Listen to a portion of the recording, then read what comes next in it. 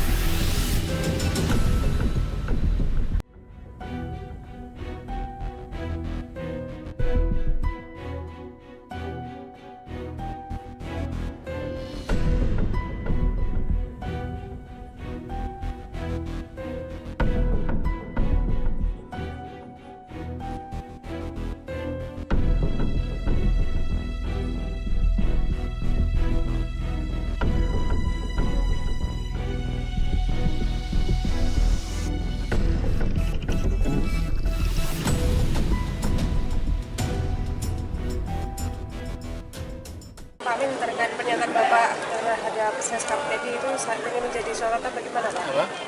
Pernyataan Bapak yang saat ini menjadi sorotan terkait Seskap tadi. Oh, yang itu. Ya. Ya, jadi saya begini. Ya, saya pertama tentu yakin demokrasi itu berjalan baik kalau kebebasan mengungkapkan pendapat yang dijamin oleh Undang-Undang Dasar kita itu tidak dibatasi, tidak diberangus.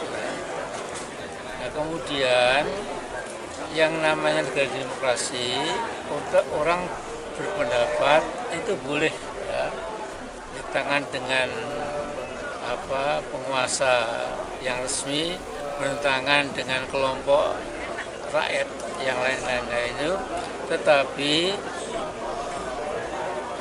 jadi point of konfliknya itu ya, point of perbedaannya itu adalah yang bersangkutan dengan nasib bangsa. Nah, saya melihat ya, bahwa kalau Pak Prabowo itu saya kenal setahun yang lalu ya. Saya sering nginap di Hambalang, saya sering nginap di Kertanegara, pada sampai malam saya baru pulang dan lain-lain, ngopi bersama ya.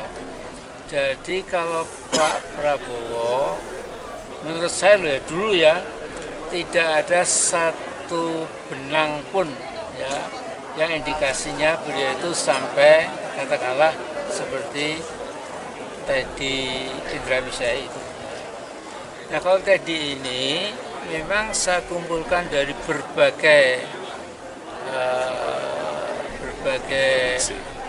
informasi dari YouTube maupun media cetak maupun berbagai channel di medsos itu, memang sudah saya kira hampir meyakinkan ya, bahwa ada something very unusual ya, buat saudara kita Teddy ini ya, ada something yang memang sebaiknya itu tidak diberi porsi kekuasaan terlalu ya. Nah, saya melihat ini Pak Teddy ini hanya gulit terus ya, sampai-sampai yang menentukan tamu siapa, menteri mana, jenderal mana yang bisa ketemu Pak Prabowo itu si tadi ini ya. Ya kan dia dikemplang oleh Letnan Jenderal dari Kopassus itu. Dikemplang sekali saja, kalau berkali-kali namanya bukan kemplang, jadi dikeplai gitu ya. Ya cuma kemplang lah, blok gitu ya. Untuk menjadi apa? Menjadi pelajaran. Nah, jadi saya juga mengatakan itu singkirkan apa tadi ini ya, berikan apa kesibukan posisi di tempat yang lain tapi tidak nempel dengan Pak Prabowo sehingga bisa mengganggu ya. Jadi Edi ini sesungguhnya kan cuma sekretaris kabinet ya. Tapi dia seolah menjadi lebih berwibawa, lebih penting dari sekretaris kabinet. Dia bisa memilah-milah tamu mana yang bisa diterima, kemudian tokoh mana yang bisa terima, mana yang tidak. Gitu.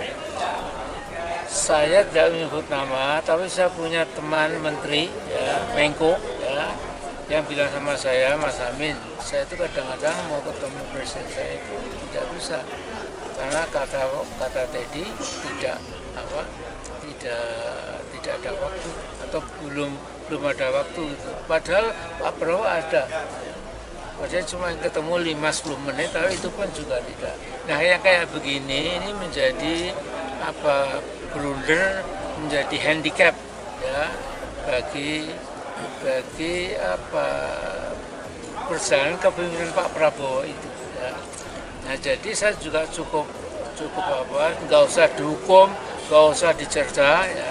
Cuma diberikan job yang lain, diganti dengan seseorang yang tidak jadi beban. Itu aja. Untuk menghadapi langkah konflik ini, Apa?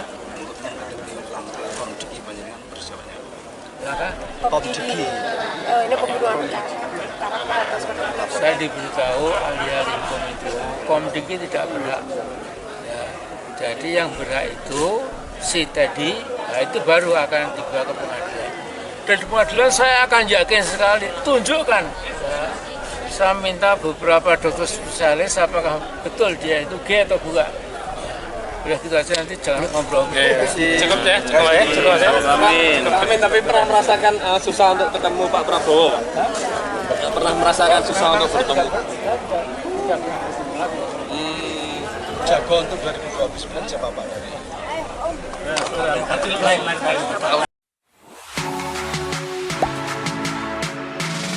Gak sempet baca? Dengerin aja, klik icon text to speech di okezone.com.